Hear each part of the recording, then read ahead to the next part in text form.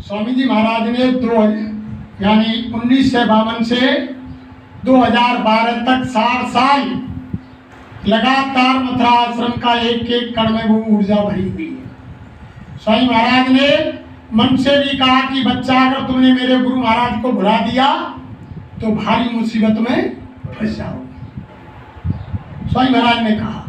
और मंदिर के बारे में गुरु महाराज ने बताया कि मथुरा मंदिर का देवता, हम भी वहां जाते हैं।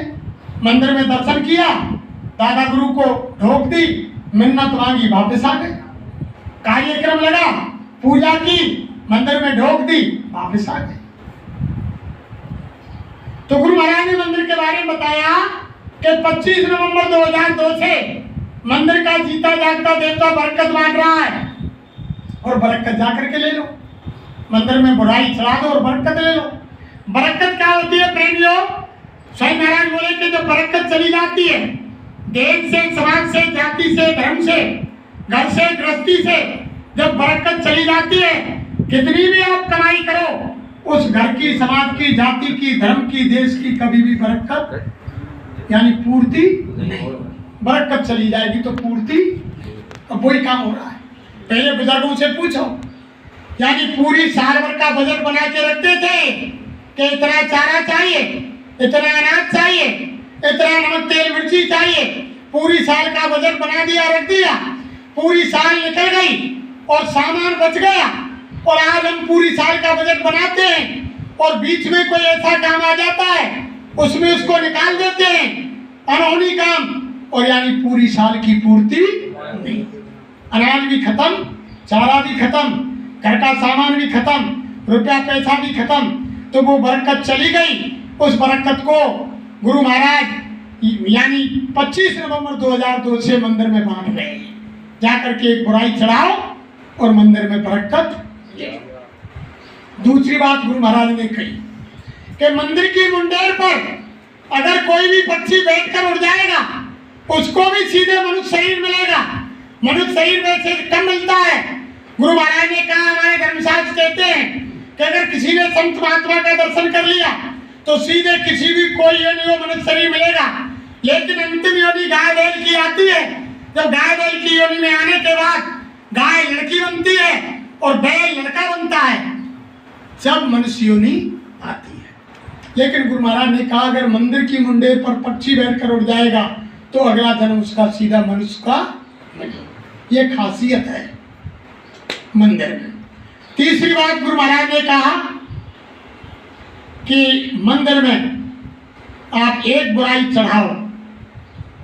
स्वामी महाराज बोले कि बच्चा, मंदिर में रुपया पैसा, फल, मिठाई का डिब्बा, ये चढ़ाने की जरूरत नहीं है। मंदिर में एक बुराई चढ़ाओ कि आज के बाद में झूठ नहीं बोलूंगा, चोरी नहीं करूंगा, शराब नहीं पीऊंगा, मांस नहीं खाऊंगा, यानी किसी जीव की हिंसा नहीं करूंगा, किसी को धोखा नहीं दूंगा, किसी से रिश्वत नहीं लूंगा, किसी की बुराई नहीं करूंगा, किसी के साथ छल कपट नहीं करूंगा। कोई भी बुराई मंदिर में चढ़ाओ और एक बड़ी से बड़ी मनोकामना संसार की पूरी करो। तीसरी बात। अब चौथी बात गुरु महाराज ने कहा, स्वामी महाराज उनसे बोले, रे बच्चा, यानी बहुत से बच्चे बच्चियां व्रत 84 कोष की परिक्रमा देने जाते हैं। गुरु महाराज उनसे बोले, रे बच्चा, देखो, व्रत 84 कोष की परिक्रमा कोई 15 दिन में, कोई महीना में, कोई 7 दिन में, कोई 10 दिन में देता है, और उससे जो फल मिलता है उससे अधिक फल मंदिर की एक परिक्रमा देने पर मिल जाए। मंदिर की एक परिक्रमा लगाओ। मंदिर में एक परिक्रमा का समय मात्र 5 मिनट। 5 मिनट में जो फल यानी व्रत 84 कोष की परिक्रमा से मिलता है, उससे अधिक फल मंदिर की एक परिक्रमा लगाने से मिल जाए। ये गुरु महाराज के वचन है। और स्वामी महाराज ने कहा कि मंदिर की उम्र 10,000 वर्ष, यानी अभी इतना विज्ञान बढ़ेगा। अभी मैंने सत्संग सुनाया नहीं, मैं अभी सत्संग की जमीन तैयार कर रहा हूँ। जब सत्संग सुनाऊंगा यहाँ तो बैठी बैठी जीवात्माएं जिस मंडल का वर्णन करूंगा उसी मंडल में ऊपर भ्रमण करेंगे। स्वामी महाराज ने आश्रम पर कहा कि जिस मंडल का मैं वर्णन करूंगा उसी मंडल में भ्रमण करेंगी। अभी मैंने सत्संग सुनाया नहीं है, अभी मैं जमीन तैयार कर रहा हूँ। तो भाई सत्संग ना सुनाओ तो बाबा जी इसके चले जाए। और गुरु महाराज ने फिर क्या कहा कि मंदिर पर सारा विश्व आकर के मत्था या नाक रगड़ेगा सारा विश्व आकर के मंदिर, और इसकी उम्र 10,000 बरस, छोटी मोटी चीज नहीं है। तो मंदिर पर भी आना जाना रखो, दर्शन किया। और हमें किसी से क्या मतलब, हमें गुरु महाराज से मतलब है, मंदिर में दर्शन करो, मत्था टेको, वापस आ जाओ। और आपने वो देख लिया है कि डेरा मोड़ पर गुरु महाराज की असीम दया से 2023 3 मार्च वह जमीन ले गई 30 लाख की, और वहाँ उसमें को 10-12 लाख का काम भी हो गया। वहाँ आश्रम बन के तैयार हो गया है, और वहाँ हर महीने के तीसरे रविवार को बड़ा कार्यक्रम होता है, और वो जिले का आश्रम है। सब भाई बहन वहाँ आए। वैसे तो हर इतवार को होता है, 150 आदमी। तो कल भी इतवार है, कल भी सत्संग होगा। कलकत्ता से आ रहे हैं कल सत्संग देने के लिए कलकत्ता के प्रेमनाथ ठाकुर साहब आ रहे हैं हमारे साथ, धारधारी। वो कौन सी तारीख को आए अनेक सिंह के यहाँ? 3 तारीख को चौधरी अनेक सिंह मथुरा वाले दाना तेजा में आए थे। प्रेमनाथ ठाकुर साहब वही हैं अभी मथुरा। तो उनसे हम क्या आए, वो कल के दिन आ रहे हैं। 20 तारीख में कोई और वक्ता बुलाया जाएगा बाहर से। 20 तारीख में 400-500 लोग इकट्ठे हो जाते हैं। तो वो आपका ही आश्रम है, गुरु महाराज का है, वो सबका है, जिले का नहीं, पूरे हिंदुस्तान का है। और जो भाई बहन सुनते हैं सब हिंदुस्तान के लोग वहाँ करके ठहरते हैं, क्योंकि वो गुरु के आदेश से बना हुआ है। स्वामी महाराज ने कहा था कि बच्चा यहाँ कोई जगह देख लो और आश्रम बना। तो हम जब इधर निकलते हैं महाराष्ट्र, गुजरात, तो हम 10-20 मिनट, आध घंटा आराम कर लिया करें। तो उस समय नहीं बन पाया, अब गुरु की मोह दया हुई, अब बन गया। अगर पहले बन जाता बाई चांस, तो कई ग्रुप है, झगड़ा हो तो कहीं हमारो आश्रम, ये हमारो तो गुरु महाराज की अब मौज है, उनकी मौज मर्जी का खेल है। तो बाबा जी कोई किसी में झगड़ा करवाना नहीं चाहते, वो तो वैचारिक क्रांति करना चाहते हैं। संत महात्मा कभी खूनी क्रांति नहीं करते, वो वैचारिक विचार बदल के ही यानी परिवर्तन करना चाहते हैं।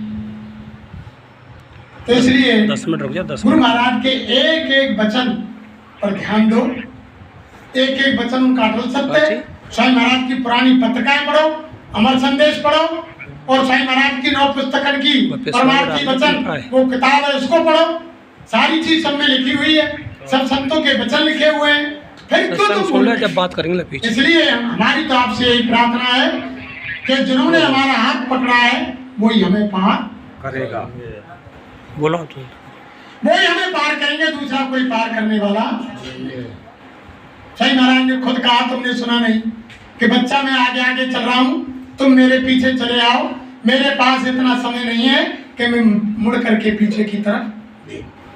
और बच्चा तुम मेरी तरफ देखना, मैं तुम्हारी तरफ देखूं, बीच में तीसरे को खड़ा मत करना।